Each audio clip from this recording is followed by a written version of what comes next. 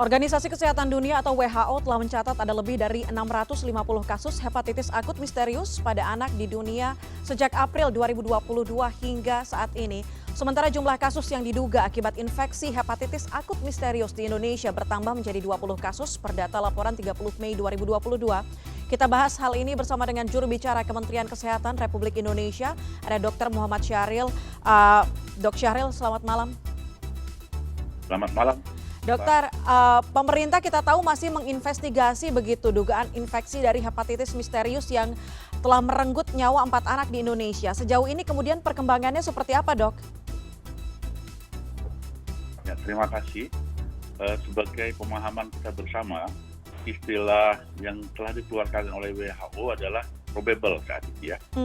Probable artinya pasien itu sudah disingkirkan dari hepatitis A sampai E dan menunggu hasil yang akan ditetapkan oleh WHO apa sih sebetulnya penyebab hepatitis akut yang memang belum diketahui penyebabnya ini. Jadi belum ada istilah konfirmasi seperti halnya COVID-19.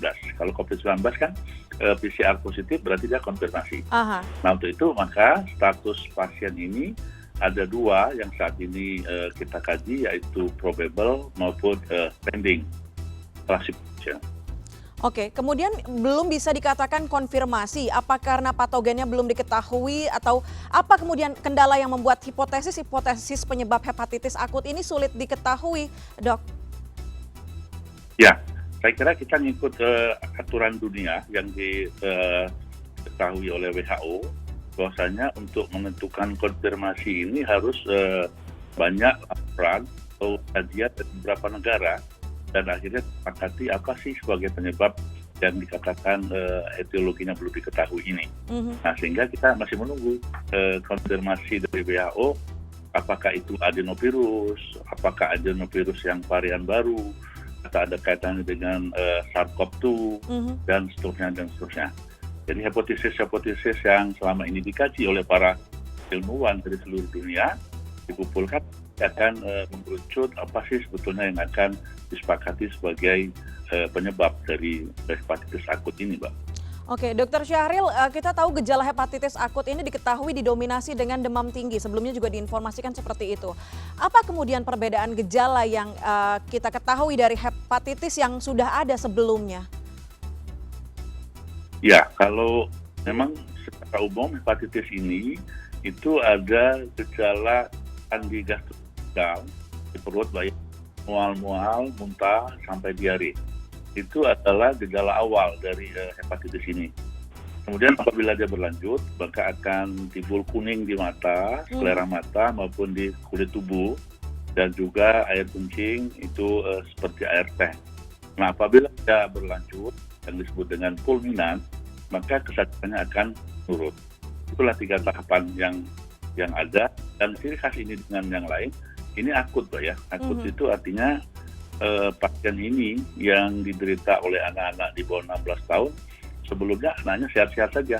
Tapi karena dia akut dan berat, yaitu pemeriksaan SGOT, SGPT, NCDHT itu tinggi sekali, sampai di atas 500 international unit per liter. Artinya para orang tua dari, karena ini korbannya, pasiennya kebanyakan anak-anak, para orang tua harus mewaspadai tidak hanya demam tinggi, tapi jika sudah menguning begitu artinya itu sudah akut gitu ya, Dok? Iya, jadi bukan sudah akut, sudah berlanjut. Sudah berlanjut. Kalau akut kan hanya mual muntah, kemudian diare, juga ada demam. Dan begitu dia berlanjut, maka salah satu tanda yang khas itu mata dan badannya kuning gitu, Pak. Yang disebut dengan jaundice syndrome itu ya. Oke. Nah, Dok, dari 20 pasien ada 5 yang masuk dalam kategori probable, sementara ada 15 pending classification kalau saya tidak salah. 6 probable ya. 6 probable berarti 14 pending classification. Betul. Apa kemudian pembeda dari klasifikasi ini dan perawatan masing-masing seperti apa, Dok? Klasifikasi ini yang probable itu dia sudah disingkirkan hepatitis A sampai hepatitis E yang selama ini kita kenal. Berarti dia bukan disebabkan oleh hepatitis itu. Nah saat ini sedang dikaji apa saja penyebab yang lain hepatitis itu. Nah, sedangkan pending dia belum selesai, Mbak. Jadi A sampai E-nya Belum A, diketahui. sampai C, E-nya ya belum. Jadi Oke. dalam proses Mhm. investigasi. Oke.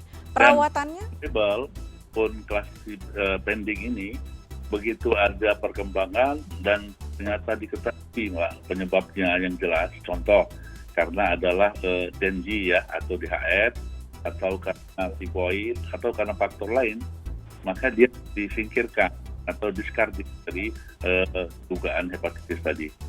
Oke. Bagaimana kemudian Dokter Syahril pengawasan penyakit ini di daerah-daerah yang mungkin jauh dari kota besar begitu? Walaupun memang tadi dominasinya adalah DKI Jakarta, tapi bagaimana koordinasi dengan Dinas Kesehatan daerah, kabupaten, kota untuk bisa mengawasi kemudian meminimalisir hal ini? Kementerian Kesehatan sudah melakukan langkah-langkah kewaspadaan maupun langkah-langkah pencegahan sekaligus penata laksanaan, Mbak. Jadi kita sudah mengeluarkan technical briefing, artinya dan memberikan warning kepada seluruh dinas kesehatan, fasilitas pelayanan kesehatan untuk berhati-hati dan waspada dengan gejala serta melakukan tindakan segera. Begitupun kepada masyarakat, kita melalui berbagai media itu melakukan edukasi, kemudian melakukan informasi-informasi agar bagaimana seluruh masyarakat, khususnya yang mempunyai anak di bawah 16 tahun, itu lebih peduli. Tetapi tetap kita tidak perlu panik atau was-was lah terhadap penyakit hepatitis ini. Nah, edaran yang dibuat oleh Kementerian Kesehatan itu meliputi bagaimana deteksi hepatitis akut ini. Kemudian bagaimana penata laksanaannya, mulai dari puskesmas, dokter, praktek, dan klinik, sampai ke rumah sakit RSUD dan tingkat nasional. Jadi jenjang rujukannya jelas, dan sudah ditetapkan ada 36 rumah sakit rujukan di tiap provinsi, ya. Ada yang dua rumah sakit di satu provinsi, tapi setiap provinsi sudah mempunyai rumah sakit rujukan untuk penanganan kasus hepatitis ini. Apabila di daerah tersebut fasilitasnya tidak mencukupi, sehingga masyarakat tidak perlu panik harus ke Jakarta atau ke provinsi yang lain. Tidak perlu panik, tidak perlu khawatir, tapi kita tahu dalam periode yang cukup singkat penambahannya juga cukup besar begitu, Dokter Syahril. Bagaimana dengan status penyakit ini saat ini di Indonesia?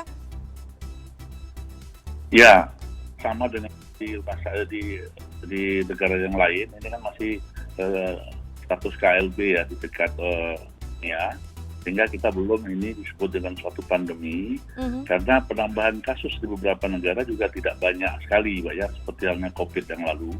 Dan di negara kita juga kalau dilihat sebarannya kan masih 1, 2, dan paling banyak di Jakarta ada 6 kasus, 3 probable dan 3 pending itu, Mbak. Oke, artinya Satuan Tugas Hepatitis Akut ini juga belum perlu untuk dibuat begitu, mengingat statusnya masih KLB dan dianggap belum lonjakannya masih rendah. Begitu, Dokter Syahril? Ya.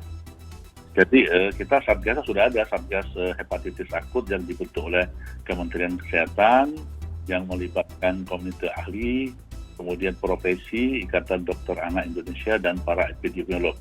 Nah, itulah yang menjadi Satgas yang diharapkan bisa memberikan suatu pedoman ya dan pengawasan terhadap perkembangan penyakit hepatitis akut di Indonesia ini. Oke, saya konfirmasi berarti sudah ada Satuan Tugas Hepatitis Akut ini di Indonesia. Kemudian bagaimana bisa mensosialisasikan mitigasi juga dilakukan oleh Satgas ini kepada masyarakat supaya lebih sadar dengan sekitar, lebih sadar dengan lingkungan, dan hidup lebih sehat? Ya, Satgas ini di Kementerian Kesehatan sebagaimana tugas dan fungsinya dan melakukan koordinasi kemudian sosialisasi melalui jaring yang ada, yaitu Dinas Kesehatan, pemerintah daerah, sakit swasta, dan seterusnya. Nah, melalui jalur itulah kita mengingatkan kepada seluruh yang terkait untuk waspada, ya, untuk melakukan langkah-langkah pencegahan sekaligus langkah deteksi maupun langkah-langkah untuk penanganan apabila dijumpai kasus hepatitis di daerah masing-masing. Oke, waspada dan lakukan pencegahan begitu ya, karena tadi hepatitis akut ini bisa apa namanya menyebar lewat saluran cerna dan juga saluran udara, jadi harus sadar dengan lingkungan, dengan pola hidup yang sehat, protokol kesehatan masih terus dijalankan begitu ya, Ya. Dokter Syahril. Baik, Dokter Betul. Syahril, terima kasih Jadi, banyak. Silakan ditambahkan. boleh saya katakan, perilaku hidup bersih dan sehat sekaligus protokol kesehatan merupakan suatu protokol atau prevention kita untuk menjadikan budaya hidup sehat, dan insya Allah kita bisa menghindari atau mencegah tertularnya penyakit-penyakit infeksi yang menular, bukan hanya COVID, bukan hanya hepatitis, tapi seluruh penyakit yang lain. Oke, baik, terima kasih banyak Dokter Muhammad Syahril sudah bergabung bersama kami di CNN Indonesia Connected. Selamat malam, salam sehat. Selamat malam, salam sehat semua.